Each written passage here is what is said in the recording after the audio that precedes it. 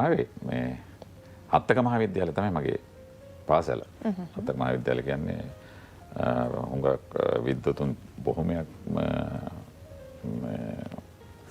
එළියට ආපු ඉස්කෝලයක් හත්තක මහාවිද්‍යාලය. මේ ඉතින් ඕකේ කොහොම හරි මේ ඩ්‍රාමා කර ඉඳලා මේ 1988 මම ගුවන් හමුදාවට සම්බන්ධ වුණා. ඊට පස්සේ ගුවන් හමුදාවේ අවුරුදු 12ක් ඉඳලා 99 එළියට ඇවිල්ලා ආපහු ආචාර්ය ගාමිණී හත්වැඩිගම සර්. විවෘත වීදි නාට්‍ය කණ්ඩායමේ අවුරුදු 3ක් විදිහට හිටියා. ඊට පස්සේ ප්‍රසන්නජිත් අබේසූරිය මහත්මයාගේ පහුර කියලා විකල්ප නාට්‍ය කණ්ඩායම තිබ්බේ ඒකේ.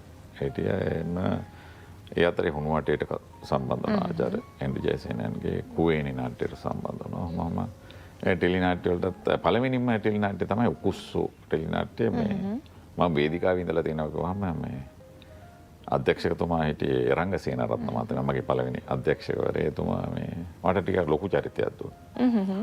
මේ පළවෙනිම හම්බුනේ මේ නිලියක් විදියට රමණී සිරිවර්ධන මහත්මයා 2000 උකුස්සු ඩ්‍රාමා.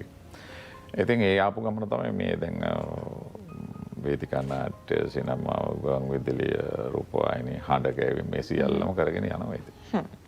ඒක තමයි මේ ගමන නේද?